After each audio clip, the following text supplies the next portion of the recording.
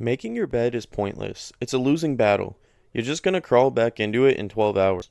And quite honestly, living in a room that looked like a smorgasbord of dirty clothes explained a lot about why my head was so fucking messy. But to be real, it took me a long time to realize that the mess wasn't the problem. It was just the only part of decay that I could actually see.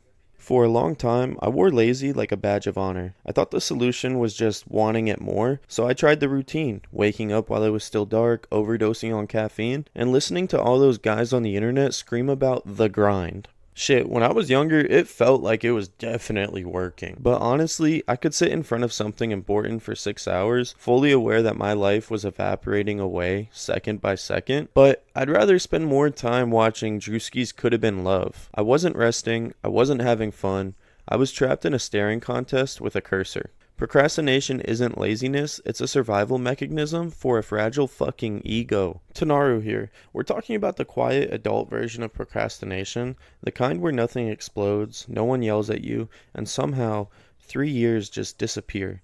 Very polite, but very fucking dangerous. There are no planners in this video, no 4 a.m. miracle mornings, just a look at why we avoid things we claim to want, and why making your bed is a annoyingly effective way to stop the rot.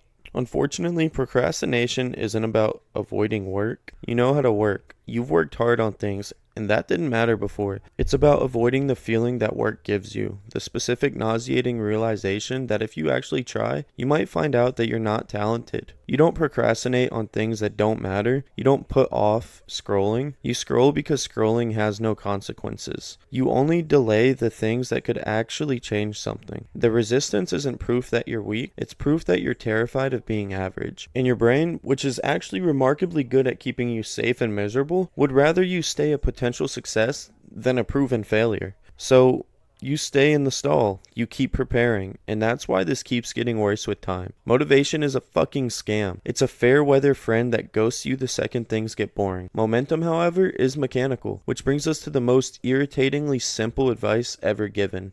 Make your fucking bed. Not because you're a soldier, not because it builds character, not because it's a physical manifestation of, I am no longer a victim of my own room. It's a 30-second win. It's the only thing in your life right now that you can actually control. Life 0, you won. It's harder to feel like a total failure when your pillows are neatly stacked. Procrastination thrives in chaos, and if your desk is covered in empty cans, and your thoughts are a pile of, I should have done this yesterday, then the friction is too high. You don't need willpower, you need edges. Order kills procrastination, not pressure, not shame, and definitely not yelling at yourself in the mirror. Like that's gonna work this time? Really? One small intentional decision that says, I'm not stuck. This is also why I read. I read because the current voice in my head is an idiot. Left to its own devices, my internal monologue just repeats the same insults on a loop. Reading, especially the blunt stuff, is like hiring a temporary replacement for your own thoughts. It's not about learning tips, it's about being confronted. A good book doesn't tell you how to be great, it points out exactly how you're being a fucking coward. And sometimes, the only thing that gets you moving. Procrastination isn't proof that you're a failure, it's proof that you're carrying a lot of weight, and you're tired of dropping it. You don't need a $50 planner, you just need a win so small that it's actually embarrassing for you to fail at it. So, go pull your blankets up, you're ascending, you're evolving,